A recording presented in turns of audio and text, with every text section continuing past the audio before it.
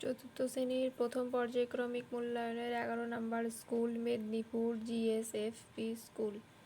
একের দাগের নিচের প্রশ্নগুলির উত্তর লেখো। ক.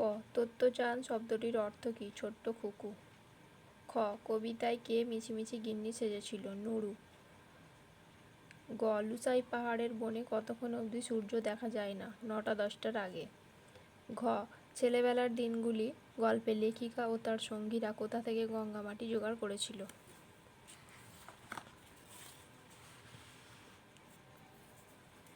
ছেলেবেলার দিনগুলি গল্পে লেখিকা ও তার সঙ্গীরা ছাদের উপর ঘোলা জলের ট্যাঙ্ক থেকে গঙ্গামাটি তুলে জমা করেছিল এবং সেখান থেকে জোগাড় করেছিল।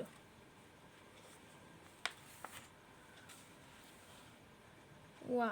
মালগাড়ি চলাকে কবিতায় কার সঙ্গে তুলনা করা হয়েছে? ভাটার নদীর সঙ্গে। চ. কবি কার কাছ থেকে কি ভিক্ষা পেলেন? শ্যাম বনানীর কাছ থেকে সরসতা পেলেন। 2-এর দাগে শূন্যস্থান পূরণ করো। ক.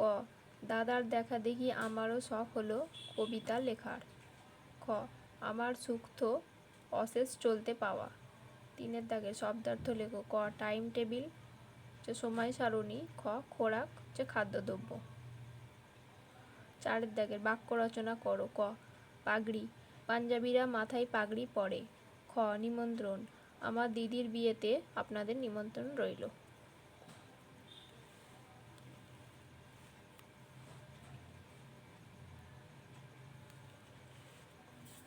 5-এর দাগে নিচের প্রশ্নগুলির উত্তর লেখো।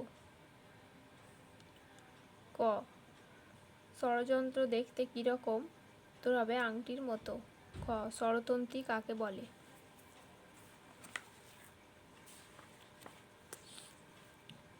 ষড়যন্ত্রের মধ্যে যে সূক্ষ্ম তন্ত্রীগুলি আছে তাদের স্বরতন্ত্রী বলে।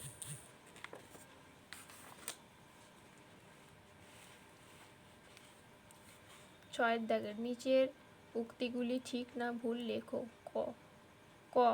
উয়া ইয় মো নাসিক্য ধ্বনি কিন্তু স্পর্শধ্বনি নয়, এটা হবে ভুল। খ. তালবস্য মূর্ধন্যস্ব দন্তস্ব হলো উষ্ণ ধ্বনি, এটা ঠিক। 7-এর দাগের বাম দিকের সঙ্গে ডান দিক মেলাও। ক. ক, খ, চ, ছ, ট, ঠ, ত, থ হচ্ছে অঘোষ ধ্বনি। খ. ক, গ, চ, জ, ট, ড হচ্ছে অল্প প্রাণ ধ্বনি। গ. গ, ঘ, জ, ঝ, ব, ভ হচ্ছে ঘোষ ধ্বনি। আর ঘয়ের দাগে হচ্ছে খ, গ, ছ, ঝ হচ্ছে মহাপ্রাণ ধ্বনি।